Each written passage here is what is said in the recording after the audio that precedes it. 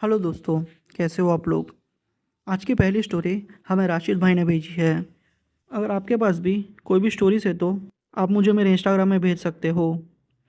मैं अगले वीडियो में आपकी स्टोरी सुनाऊंगा। तो चलिए बढ़ते हैं अपनी कहानी की तरफ। हेलो दोस्तों, मेरा नाम राशिद है। मैं मुंबई में रहता हूँ। वैसे मैं आपको बता दूं कि मैं यूपी के आजमगढ़ से बिलोंग करता हूँ। यह घटना मेरे साथ 2011 में घटी थी। मैं गर्मी के छुट्टी के टाइम पे गांव जाया करता था और मेरा ज़्यादातर वक्त वही गांव में गुजरता था। अब ऐसा था कि मेरे रिश्तेदारों में बहुत सारी शादियां थी, तो मुझे शादी अटेंड करने के लिए भी गांव जाना था। इसलिए मैं गांव में चले गया। गांव की शादी अच्छी लगती है मुझे। एक दिन की बात है, मैं अपने बुआ के घर गया था। तो वहाँ ऐसा था कि लाइट का बड़ा इशू था। वहाँ ठीक से लाइट नहीं रहती थी। रात के 12 बजे तक लाइट नहीं रहती थी। इसलिए वहाँ पे लोग ज़्यादातर छत पे ही सोया करते थे। मैं आपको बता दूं कि मेरे बुआ का घर गांव में सबसे कोने में है और इस घर में बहुत सारे कमरे हैं। अब रात होते ही मैं छत पे आ गया और सो गया। मुझे वक्त का पता ही नहीं चला। जब मेरी आंख खुली तो रात के 1 बज रहे थे। शायद 12 बजे लाइट आ गया होगा। खैर, फिर क्या था। मैंने अपना बिस्तर लिया और नीचे अपने कमरे में आ गया। मैंने अपना बिस्तर लगाया और पंखा चालू करके सोने लगा। और मेरा रूम जहाँ पे मैं सोया था, उस दरवाजे को खुला रख के मैं सो गया था। मैं लेटा ही था कि मुझे अचानक से फील हुआ कि मुझे पीछे से किसी ने धक्का दिया हो। अब मैं बिस्तर से उठ के बैठ गया और अपने आसपास देखने लगा कि किसने मुझे धक्का दिया। मुझे वहां पे कोई भी नहीं दिखा। बिना कुछ ज्यादा सोचे मैं फिर से लेट गया। अब थोड़ी ही देर हुई थी कि मुझे फिर से किसी चीज ने धक्का दे दिया। मैं बिस्तर से उठ के जैसे ही सामने की तरफ देखने लगा तो मेरे होश उड़ गए। मैंने जो देखा मुझे विश्वास ही नहीं हो रहा था। मैंने देखा कि वहां पे दो लड़कियां खड़ी थी जिनकी उम्र शायद 18 से 20 साल की होगी। वो दिखने में डरावनी थी। काले दांत, बाल फैले हुए थे। मैं उतना डरा नहीं, पर थोड़ा चौंक गया था। मैंने और ठीक से देखने की कोशिश की, मगर वहां पे वो दोनों लड़कियां अब नहीं थी। अब मैंने डिसाइड किया कि मैं अपनी आंखें खुली रखूंगा और देखूंगा कि ये चक्कर क्या है। थोड़ी देर के बाद मैंने अपने बिस्तर से लेट के देखा कि उसी दरवाजे से एक लड़की आई और मुझे धक्का देने की कोशिश कर रही थी। वो मुझे धक्का देने ही जा रही थी कि मैं अचानक से उठ गया। उसने मुझे अचानक से खड़ा हुआ देखा और वो बाहर की तरफ भागने लगी। शायद मेरी हिम्मत देख के वो भी भाग रही थी। मेरे बुआ का घर बड़ा है और उनके घर के थोड़ी आगे एक हैंडपंप है। मैंने उसको वहां तक दौड़ाया, फिर वो हैंडपंप तक गई और गायब हो गई। वैसे मैं आपको बता दूं कि मेरे बुआ के घर में बहुत सारे रूम्स हैं और वो घर भी बहुत बड़ा है।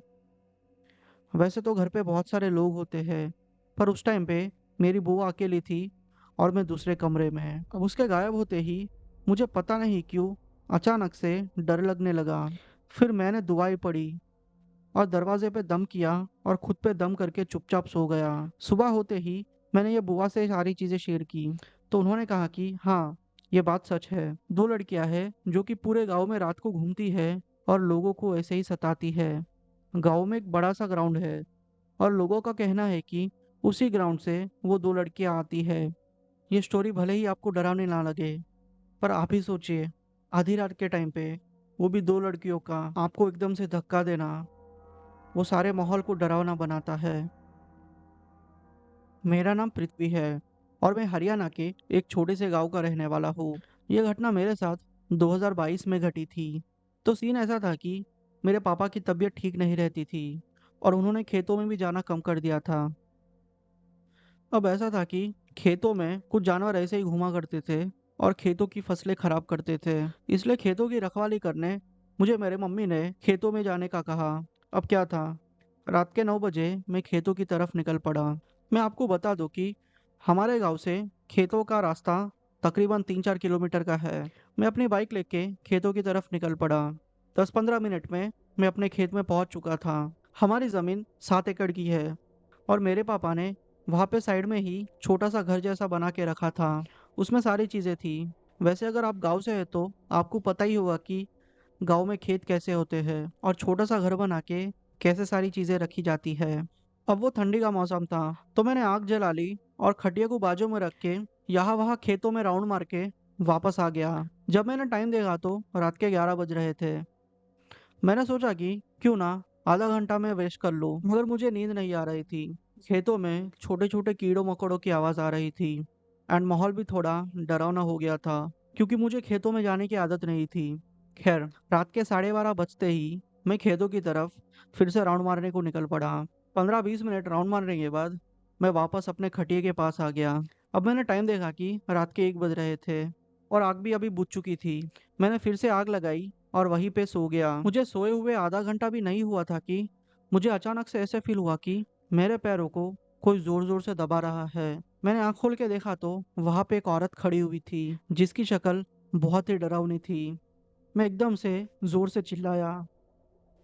मेरे चिल्लाते ही वो औरत गायब हो गई। मुझे लगा कि मैंने पक्का कोई सपना देखा है। यही मेरी सबसे बड़ी गलती थी।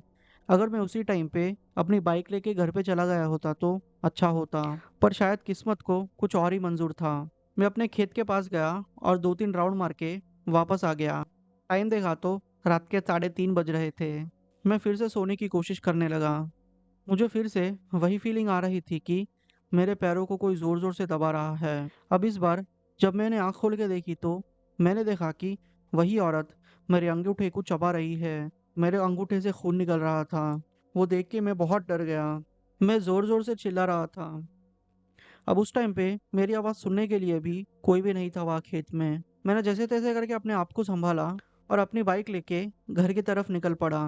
मैंने अपनी बाइक के शीशे से पीछे देखा तो मैंने देखा कि वही औरत मेरे पीछे भागते हुए बाइक का पीछा कर रही है। मगर एक पॉइंट पे आके वो औरत वहां से गायब हो गई और फिर मैं जैसे तैसे करके घर पहुंचा। घर आने के बाद ये सारी चीजें मैंने अपने पापा से शेयर की। वो मुझे डांटने लगे कि तू इतना जल्दी सोया ही क्यों?